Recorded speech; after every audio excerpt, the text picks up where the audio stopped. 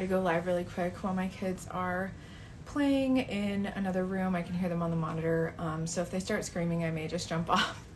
But you know, mom life, gotta fit it in when you can. That's the beautiful thing about this account. You can fit it in when you can. If you're a stay-at-home mom, plenty of stay-at-home moms are making millions, thousands, hundreds of dollars from home. So anyway, I wanted to talk about how I got into this, and maybe some people can relate. I think for most of us, it started with scrolling on Instagram and finding these women who were making ridiculous amounts of money. And at first, like with the $7 course back when I was scrolling, if you know what that is, Legendary Marketer, I saw people promoting that one and it just didn't stick out to me. I was like, man, that just doesn't sound like my thing. And I'm so glad that I had the discernment at the time, because if you know, that whole thing like imploded. Whereas master resale rights courses are totally different. They are a totally different format, totally different ball game. It's not one big giant affiliate company holding all the earnings for everybody. It's individual sellers getting paid individual payments by individual people. So it's very much more like spread out and not all consolidated under one umbrella. So anyway, the way that I actually got started was I followed Amy Porterfield, if you know who that is. She's a podcaster, and her podcast is called Online Marketing Made Easy. And I would listen to some of her episodes because I love business and try to apply it to my other stuff. But then I was like, man, this girl's doing something different. I don't know what she's doing, because she was very vague. And the industry was so gatekeepy, I feel like, before master resale rights dropped. And so if I keep looking that way, it's because there's a big giant tree out here and I'm like watching the wind blow the leaves and stuff. But anyway, Amy Porterfield was kind of like my gateway in, and Jenna Kutcher, if you know who she is. I'm a big podcast junkie. Sorry. What'd you say, Grace?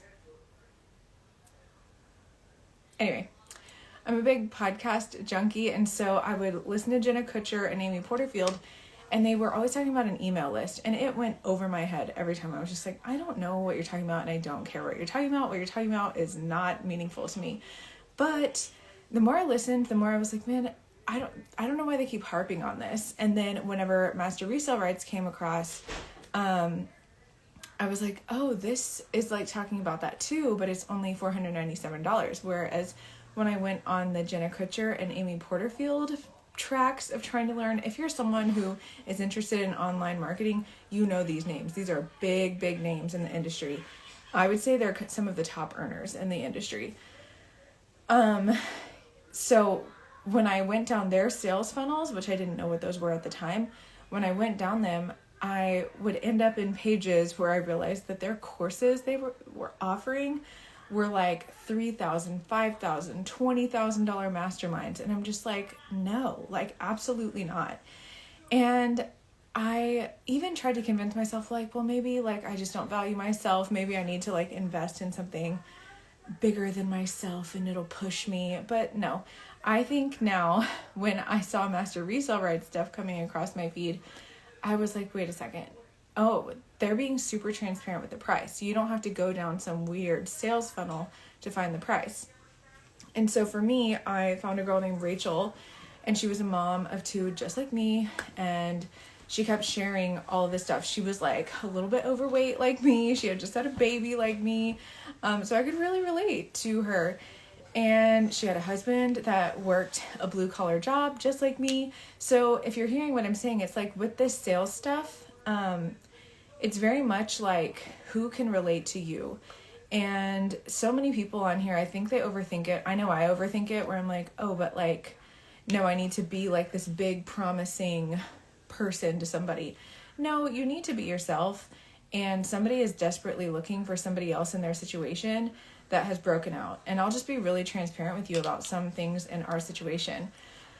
We live in Texas, and Texas has had a giant influx of people coming from all over the U.S., especially from the West Coast. They fled after COVID and like their states got shut down and stuff. But Texas stayed pretty free. Most of, I feel like the South and like the middle states stayed free and let the residents figure out what they wanted to do with that according to their own safety. No, Willie, we're not going to move the camera. Here, come sit with mommy on the bed. So, yeah, because of that, the markets here are tight. They are insane. The housing market is super high right now. It's not affordable for someone, in my opinion, making below $150,000 a year. If you're making around $100K a year, that's the new 50 grand. Like, that's the new, like, median income. And there's like articles that say the comfortable average living here in North Texas is, I want to say it's around $230,000 a year. That's so crazy to me because that sounds like just ridiculous money a few years ago, but now it sounds very like, oh no, that makes sense. Like, it's sad. But anyway, because of that, scrolling past these digital marketing numbers sounded like, oh, that's exactly the kind of money I need to be making. It didn't sound like outlandish. It sounded very much just like, oh, like, yeah, that's the kind of money that you need to make to even think about applying for a home loan. And so with another transparent part about where we are is, there's like a homeless shelter that was put in near us, and I'm not too jazzed about that. Like, I'm all about helping people. I'm all about housing people, taking care of people, whatever. But unfortunately, it has caused more of a criminal problem in the area. It has caused taxpayer dollars to go to something that is not actually equipped to help as many people are being bused here who need that help. And that I could get in on that soapbox a whole other day. But I'm just saying, there were some changes that I realized that I wanted to make for our family, that my husband wants to make for our family. And those are just some things that we're dealing with right now.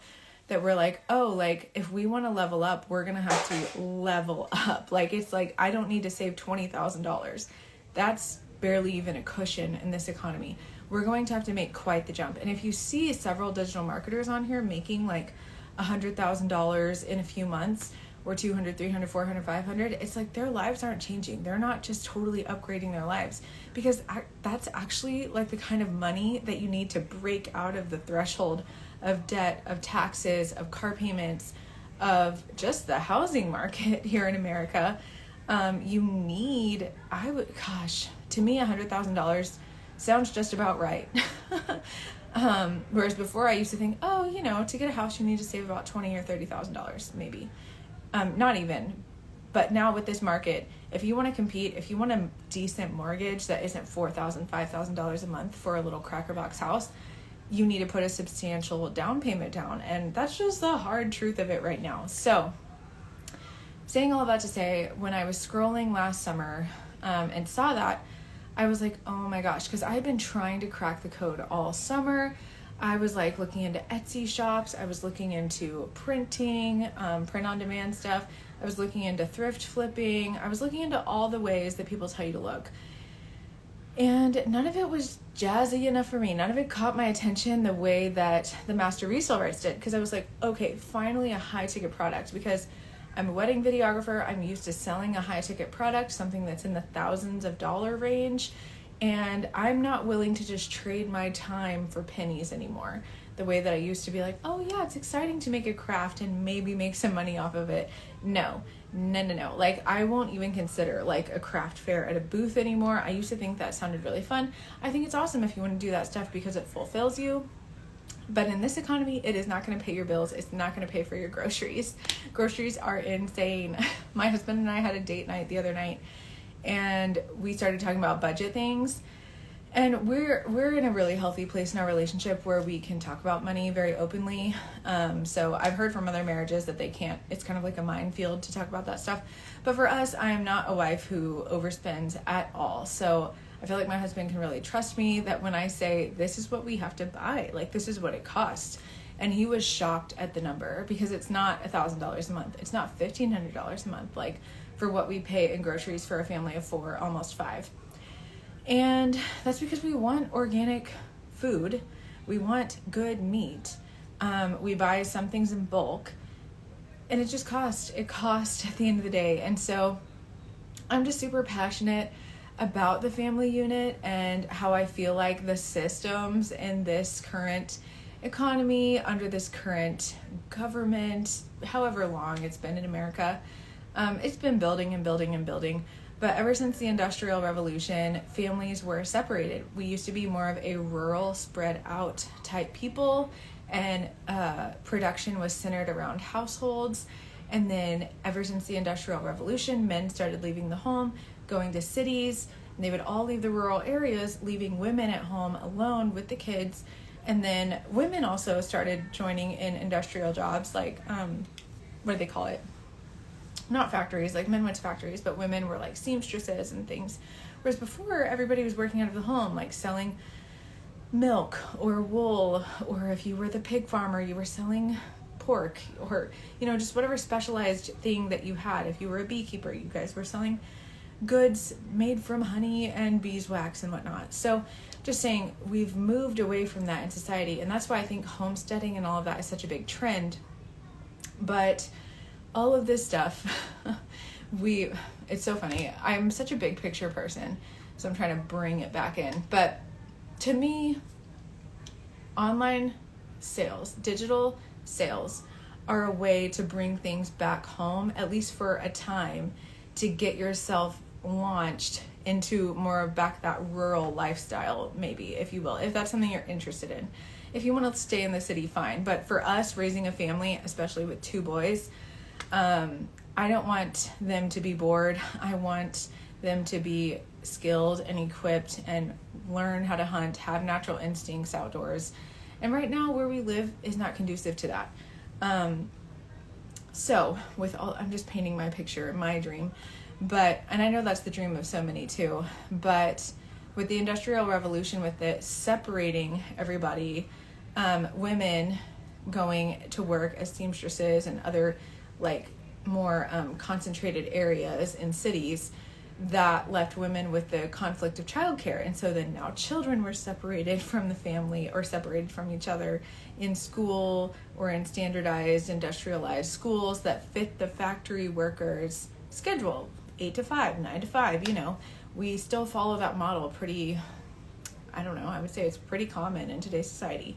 The 5-day work week is very common. You see some companies breaking away from that with work-life balance and going to 4-day work weeks and stuff. And some schools are even moving to 4-day work weeks. And I love the shift that I'm seeing, but it's still hard. It's hard. It hits families the hardest, because in order for you to have 2 providers in the home, you've got to have childcare.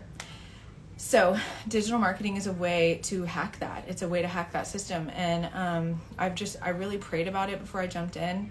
I didn't tell my husband about it before I bought, and I wanted to prove it to myself to see if I could do it. And I made several sales in the first few weeks, and I was like, okay, cool. We finally cracked the code on this. This is great. But lately I've been wanting to get into selling my own products, and that's something that I'll talk about in another live. But I'm just saying, like, how I started, the thought process behind why I started, my heart for families. If you're a mom, if you're a family person, if you value the idea of keeping your family tight and having something to pass on to your kids, skill sets and whatnot, I'm all about that too. That's what we talk about here.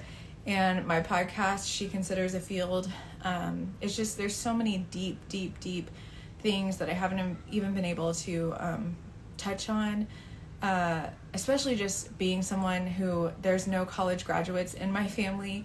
There are very few entrepreneurs in my family. Everybody in my family has just been people who work for the man, or live under massive amounts of debt, or who fight over meager inheritances. And that's just sad to me. That's sad that is where the family line that I come from.